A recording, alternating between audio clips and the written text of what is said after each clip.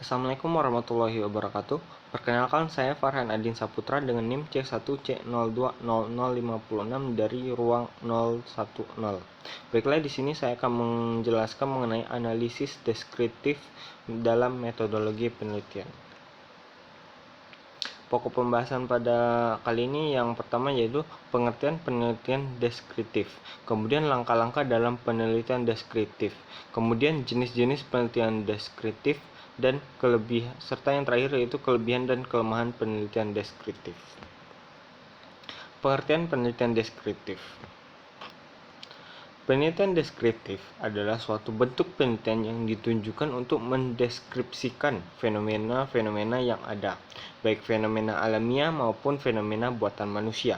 Fenomena itu bisa berubah bentuk, aktivitas, karakteristik, perubahan, hubungan, kesamaan, dan perbedaan antara fenomena yang satu dengan fenomena yang lainnya, menurut Sukmadinata tahun 2006.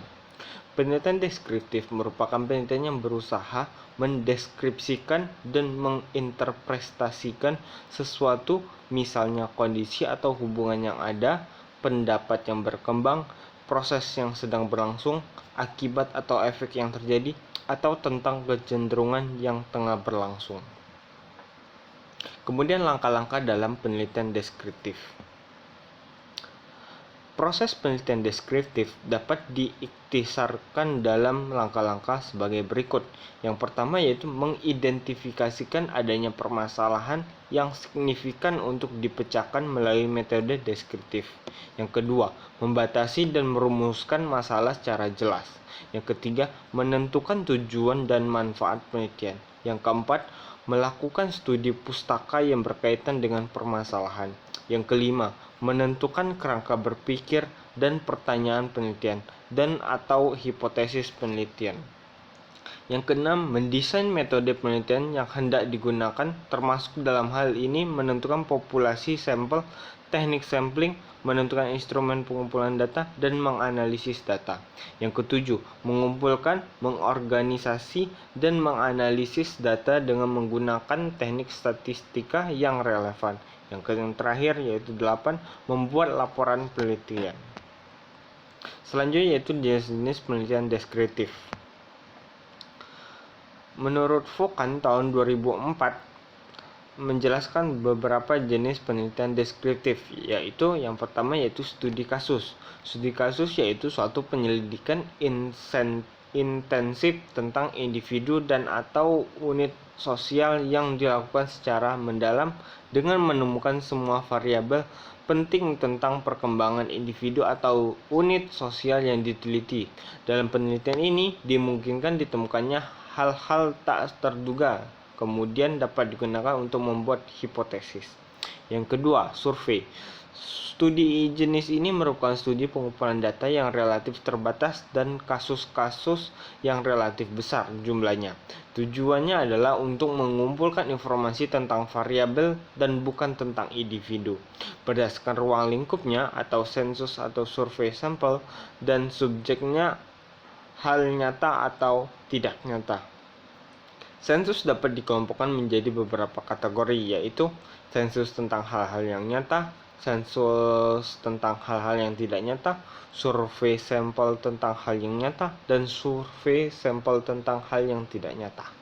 Yang ketiga, studi perkembangan. Studi ini merupakan penelitian yang dilakukan untuk memperoleh informasi yang dapat dipercaya, bagaimana sifat-sifat anak pada berbagai usia, bagaimana perbedaan mereka dalam tingkatan-tingkatan usia itu, serta bagaimana mereka tumbuh dan berkembang. Hal ini biasanya dilakukan dengan metode longitudinal dan metode cross-seksional. Yang keempat, studi tindak lanjut, yakni studi yang menyelidiki perkembangan subjek setelah diberi perlakuan atau kondisi tertentu atau mengalami kondisi tertentu. Yang kelima, analisis dokumenter. Studi ini sering juga disebut analisis isi yang juga dapat digunakan untuk menyelidiki variabel sosiologi dan psikologi. Yang keenam, analisis kecenderungan, yakni analisis yang digunakan untuk meramalkan keadaan di masa yang akan datang dengan memperhatikan kecenderungan-kecenderungan yang terjadi. Yang terakhir, studi korelasi, yaitu studi jenis penelitian deskriptif yang bertujuan untuk menetapkan besarnya hubungan antara variabel yang diteliti. Kemudian penelitian laporan dari atau self-report research. Dari kaitannya dengan data yang dikumpulkan, maka penelitian deskriptif mempunyai beberapa macam jenis, termasuk diantaranya laporan diri dengan menggunakan observasi. Dalam penelitian self-report, informasi dikumpulkan dari orang-orang tersebut yang berfungsi sebagai peneliti. Yang kedua yaitu studi perkembangan atau developmental study. Studi perkembangan atau developmental study banyak dilakukan oleh peneliti di bidang pendidikan atau bidang psikologi yang berkaitan dengan tingkah laku. Sasaran penelitian perkembangan pada umumnya menyangkut variabel tingkah laku secara individual maupun dalam kelompok. Dalam penelitian perkembangan tersebut, peneliti tertarik dengan variabel yang utamakan membedakan antara tingkat umur, pertumbuhan, atau kedewasaan subjek yang diteliti. Selanjutnya, studi kelanjutan atau follow-up studi. Studi kelanjutan dilakukan oleh peneliti untuk menentukan status responden setelah beberapa periode waktu tertentu memperoleh perlakuan. Misalnya, program pendidikan. Studi kelanjutan ini dilakukan untuk melakukan evaluasi internal maupun evaluasi eksternal setelah subjek atau responden menerima program di suatu lembaga pendidikan, sebagai contoh badan. Kemudian studi sosiometrik atau sosiometric study. Yang dimaksud dengan sosiometric study adalah analisis hubungan antar pribadi dalam suatu kelompok individu melalui analisis pilihan individu atas dasar idola atau penolakan seseorang terhadap orang lain dalam suatu kelompok dan dapat ditentukan.